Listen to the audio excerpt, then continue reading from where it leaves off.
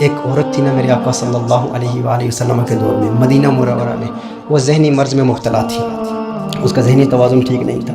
بڑی باتوں بہت زیادہ باتیں کرتی تھی، بڑی لایانی قسم کی بے مقصد قسم کی باتیں کرتی تھی، ذہنی مینٹل ہیلتھ کی پرابلمس تھی، تو بہت زیادہ باتیں کیا کرتی تھی۔ ایک مرتبہ حضور اکرم صلی اللہ علیہ وسلم کی بارگاہ میں حاضر ہوئی، نبی کریم صلی اللہ علیہ وسلم سے عرض کرتی ہے یا رسول اللہ صلی اللہ علیہ وسلم آپ سے باتیں کرنے کا جی چاہتا ہے۔ نبی کریم صلی اللہ علیہ وسلم نے ارشاد فرمایا بتاؤ کیا کہنا ہے، کیا کہنا ہے؟ وہ عرض کرتی ہے یا رسول اللہ صلی اللہ علیہ وسلم آقا یہاں بات نہیں کروں گی، باہر تشریف لائیے۔ اب دیکھیے عرب کے پہاڑ انگارے برسا رہے ہیں، سورج حدت دکھا رہا ہے، شدید گرمی، اس گرمی کے موسم میں بڑھتی دھوپ میں میرے آقا صلی اللہ علیہ وآلہ وسلم اس عورت کی باتیں سننے کے لیے باہر تشریف لے جاتے ہیں۔ کوئی صحابی اس سے بات نہ کرتا، وہ اس لیے کہ وہ اس قدر باتیں کیا کرتی تھی کہ وہ جان ہی نہیں چھوڑتی تھی، کیونکہ ڈپریشن کی مرض میں مبتلا تھی، ذہنی مینٹل ہیلتھ کی پرابلمس تھی، بہت زیادہ باتیں نہیں ہو رہی تھی۔ لیکن میرے آقا صلی اللہ علیہ وآلہ وسلم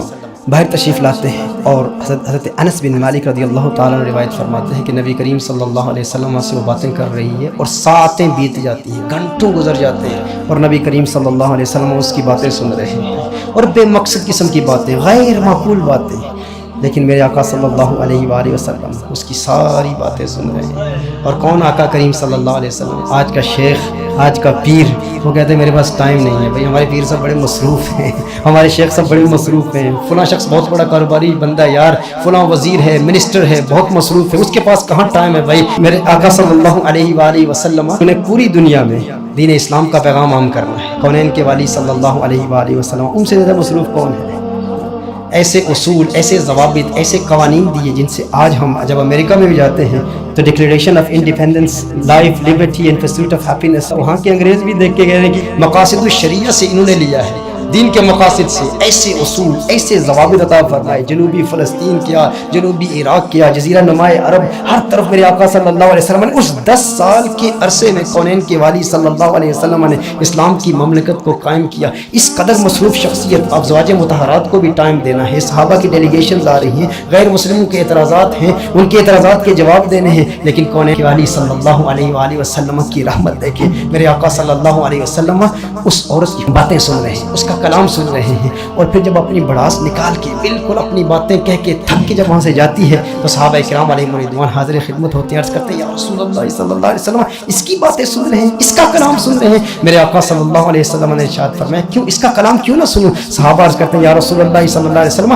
پورا مدینہ جانتا ہے کہ یہ نادان عورت ہے، بے مقصد اور لایانی قسم کی باتیں کرتی ہے، اس کے کلام میں کوئی فائدہ نہیں۔ آقا آپ کو تو کار نبوت کی ذمہ داری دی گئی ہے، اتنی بڑی رسپانسبلٹی آپ کو دی گئی ہے، یا رسول اللہ صلی اللہ علیہ وسلم اتنا وقت اس نے آپ کا ضائع کیا؟ مدینے والے آقا صلی اللہ علیہ وسلم نے ارشاد فرمایا جس کی پورے مدینے میں کوئی نہیں سنتا، میں بھی نہیں سنوں گا تو وہ جائے گی کہاں؟ وہ کہاں جائے گی؟ اس کی کون سنے گا؟ میں اسی لیے کہتا ہوں کوالٹی ٹائم دیں، جو ڈپریشن کے مرض میں مبتلا ہے نا لوگ، ان کو ٹائم دیں۔ میرے آقا صلی اللہ علیہ وسلم کی یہی تعلیم ہے۔ نبی کریم صلی اللہ علیہ وآلہ وسلم نے ایک مرتبہ نہیں، بار بار طرح ایک خاتون، ایک اندھی عورت،